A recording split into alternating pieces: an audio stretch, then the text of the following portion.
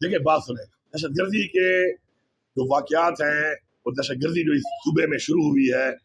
कई दहाइयों से ये हो रहा है और हमारे 80,000 ज्यादा लोग इसमें शहीद हो चुके हैं। अब जहां तक कार्रवाई की बात है, दहशतगर्द भी कर रहे हैं, तो दहशतगर्दों के खिलाफ हमारी फोर्सेज भी कर रही हैं, लेकिन इसमें किसी भी तरह से कोलेटरल डैमेज जो आम शहरियों की शहादत है, हमें काबिल कबूल नहीं है। हमने हमेशा उस पर आवाज उठाई है। हम इसको पूरी तरह से मजम्मत करते हैं, भरपूर तरीके से मजम्मत करते हैं कि नहीं होना चाहिए, लेकिन इस जंग के अंदर ये बार बार हो रहा है। जहां तक सूबाई हुकूमत की बात है, तो हम किसी भी दहशतगर्द की जो कार्रवाई के खिलाफ इस तरह भी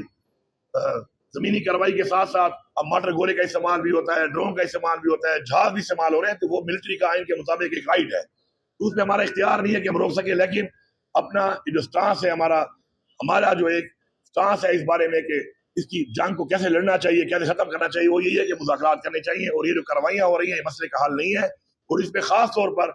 अगर कोई भी शहरी इसमें होता है, तो इसके ऊपर हम भरपूर मजम्मत भी करते हैं। और इंशाल्लाह 27 के जलसे में इसके ऊपर भी बात होगी, पूरा सूबा इकट्ठा होगा, और पूरे सूबा इकट्ठा जब होगा तो इंशाल्लाह इस लाएअमल के ऊपर हम एक फैसला करेंगे कि ठीक है, आइन में तो हमारा इख्तियार ये नहीं है, लेकिन हैसियत एक सूबा जो हमें नुकसान हो रहा है, उसके ऊपर इंशाल्लाह हम अपने अवाम के साथ हैं और अवाम का साथ देंगे।